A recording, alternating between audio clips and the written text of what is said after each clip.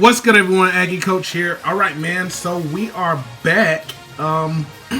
Thank you guys for all of you guys who posted and gave me a little bit of input about what you want to do, what you would like for me to do with North Carolina Central University's second running back. They have two fullbacks and they have two running backs. So the decision has been made. In order for Bilerman to complement Scruggs, Bilerman is going to be their power back and Scruggs is going to be their agility back. So the decision has been made. Again, thank you guys for all of the comments on helping me decide on what role Bilerman is going to play in this offensive scheme as the running back. So we are going to make him a power back. So we have a bunch of things that we need to do. The very first thing that we need to do, he is on a pro line base. And one of the first things that we are going to do is just kind of get a feel for how the base likes to run right out of the pack. This is brand new. Of course, it has not been tweaked. And as you can see here, there is a little bit of flash on the prongs, as you can see right on the tips. So we're gonna have to get that flash off. That is just excess plastic from the casting process. So we're gonna have to get that excess plastic off. So what I like to do, let me explain this. When I get a vision about a back and I kind of have an idea what I want to do with him, and I do this for all 55 players on every team. When I kind of get a feeling of what role that athlete is going to play, one of the first things that I like to do is, in looking at Bilerman for a second, it looks almost like he's kind of turning towards the inside. And what that tells me is the way that he is centered. Let's see if I can find something to point this out so you guys can kind of get an idea of what I am saying here. Okay. So the way that he's centered, if you look at him straight up, right, as you can see, it looks like his centering should be right here, right? It should be right in the middle of the base. But Scruggs, his center line is more slanted like this, right? Is more slanted like this. So what that tells me what's going to happen is it tells me that he's leaning towards the middle of the base, which means whenever he runs, he's more than likely, and this isn't always the case, but he's more than likely going to turn towards me. So one of the first things that I like to do is do a standard test without the base being tweaked to see what the back's tendency is and to find his center point. So, quick one, see, he turned towards me. I had a feeling that was going to happen. This is why I do this on a player-to-player basis, because of how he is on this platform. He's kind of leaning towards the inside. I can see that his center of gravity is on this side of the base. So that told me that he was going to turn. And the reason that I wanted to figure that out is because it gives me an indication on what I need to do in order to tweak this athlete to go straight ahead, right? I don't want him turning left or turning right. In this case, I want a power back that can hit the hole and go straight up the field. So this gives me an idea of what I need to do to go about tweaking him. Now, one of the things that I noticed that was pretty interesting, without me even tweaking him, without me touching him with any pliers, I noticed that the base actually runs pretty smooth as is. However, it does not have the speed or the power that I'm looking for. Now, in this case, because we've already established that Bilerman is going to be a power back, I'm not going to make him as fast as Scruggs. So he's not going to have that breakaway speed per se. So it'll probably be easier for him to get run down from behind. Or if a defender has a really good angle, the defender will probably run him down. But he will be a sure guy for North Carolina Central to put in the game to get those tough yards if they're in need of, you know, some tough yards. The big bruiser can get in, hopefully break 1 or 2 tackles and get some tough yards for them. So let's get on with it. So the very first thing that I'm gonna have to do is I'm gonna go ahead and deal with the excess plastic. And the easiest way to do that I like to do is I just take my lighter here and I do a very quick flash. And so very simple, I just touch it like this. Other side. Okay, then do the front and then that side. Right? Very easy. Just flash it really quick to get that excess plastic off. Oh, guys, what do you know? He's going upfield. See how easy that was? So that was pretty easy. Let's check one more time. How easy that was. So we already got him going upfield, so we're got half of the battle done already. So Bilerman is actually doing pretty good right now. Just with a quick flash, we got him moving pretty smoothly. Okay, so the next thing that we're going to do is start getting him ready to be the power back. So stand by 1 second and I will be right back. Okay, all back. So the only thing that we need to do now is get him all weighted up and then do one more run test. And then we're going to see if weighting him changes his center of gravity. Because again, remember, we don't want him turning left or right.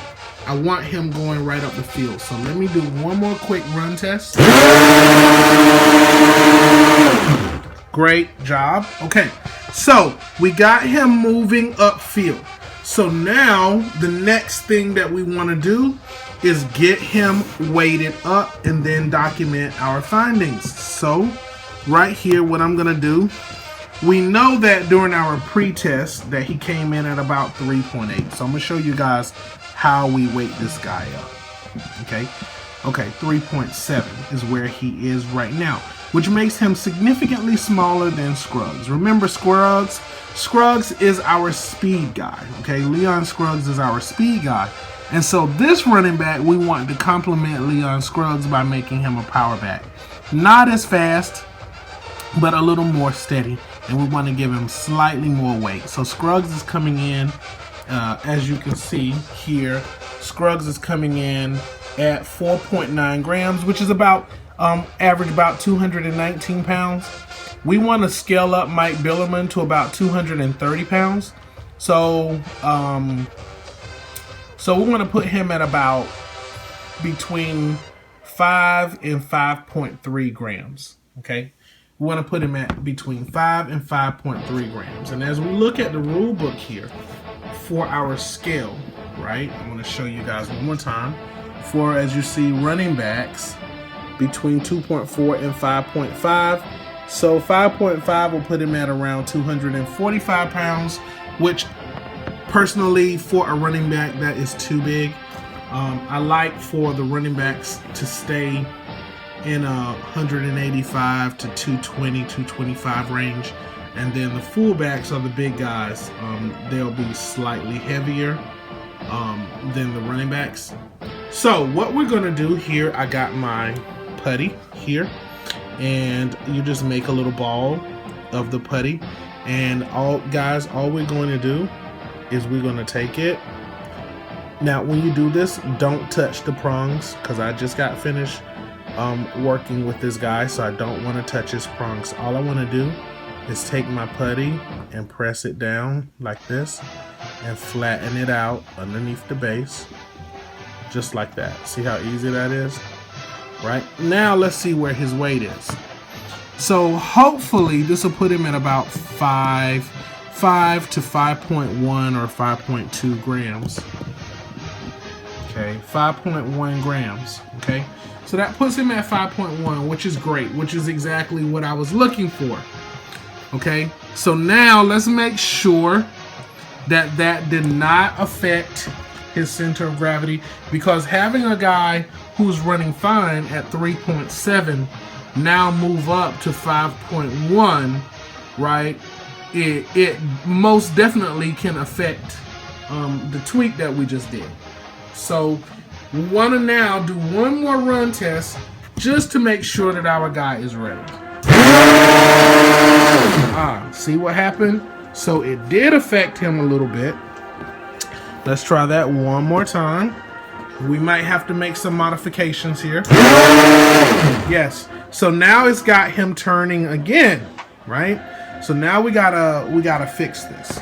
So what we're gonna do here now, if the player is turning this way, it means that the prongs on this side is getting more traction than the prongs on this side. It also, that coupled with his center being more towards the inside than the middle, also affects that turn that we're getting. So what we can do to remedy this very easily is take the prongs that's on this side, right, and put a slight bend in them so the prongs on this side bites down more. And I'll show you a very, very easy way to do that. This is something that I discovered that you can use to get your guy to run straight up the field, even when they have like a kind of a radical lean where they're, kind of leaning like this. It's an easy way to get them to go up the field without you having to smash the prongs. So basically what I'm gonna do here is I'm gonna take my lighter and I'm going to take my pliers. You can use candle warmers if you have some, but I think that this is a lot faster.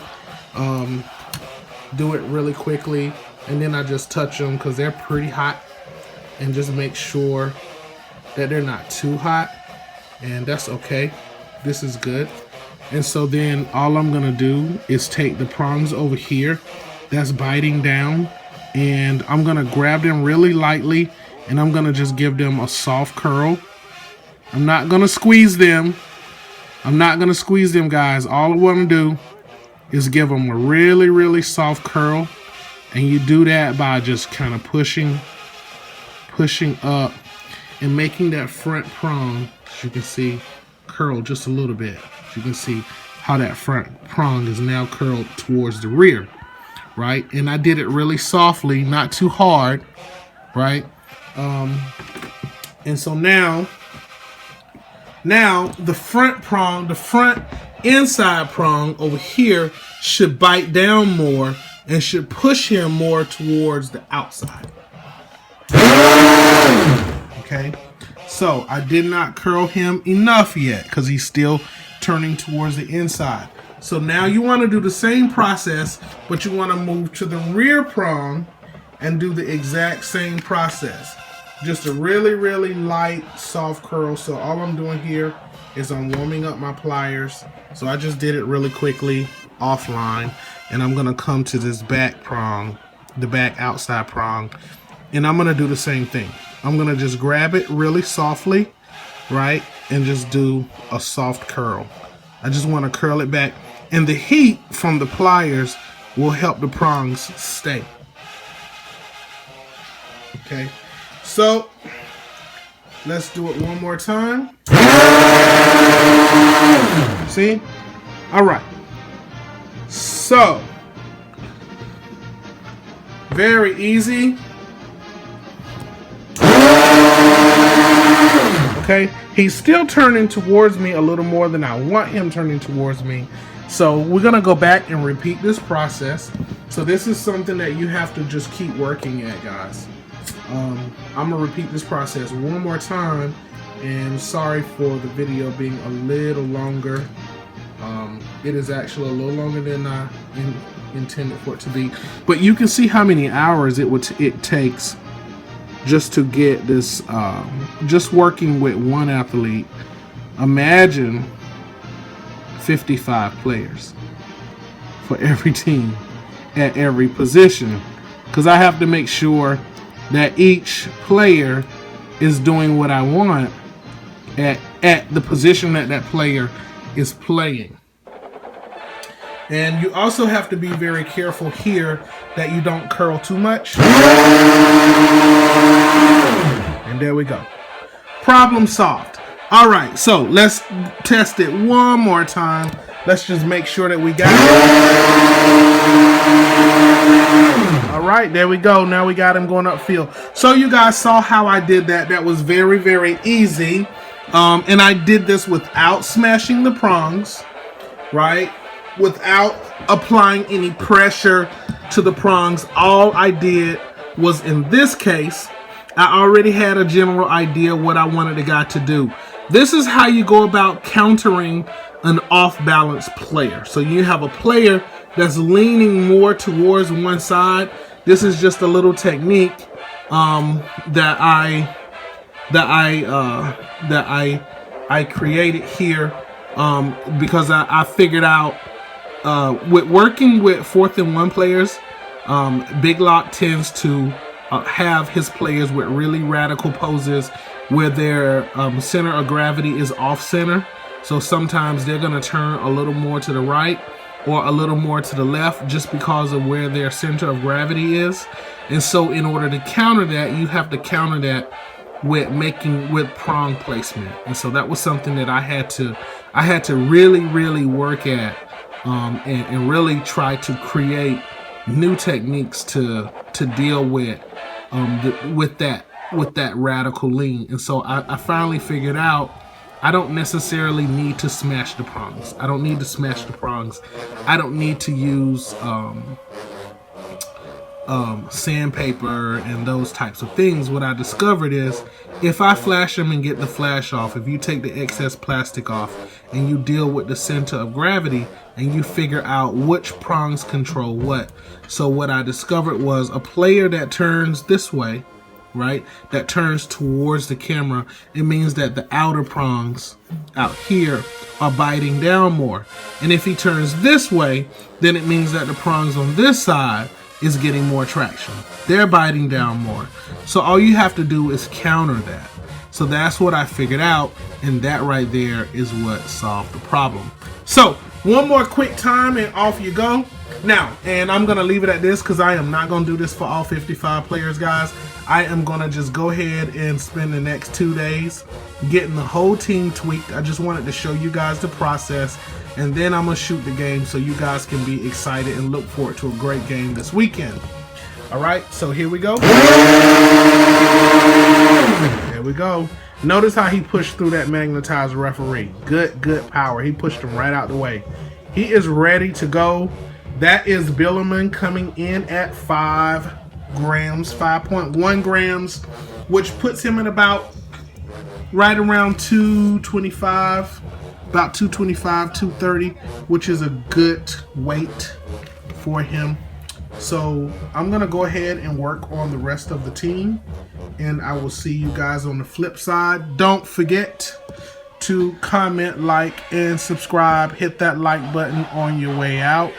Let's document my guy, 5.1 grams. He is ready to go, as you guys can see. I'm gonna go ahead and fill in the rest of the roster because I got all of these to do, guys. I got all of those guys to do to get ready for the big game. So thank you guys for hanging in there. I know this was a long video. I really appreciate it. But get ready for the big game, man. The big game is coming, guys. Peace.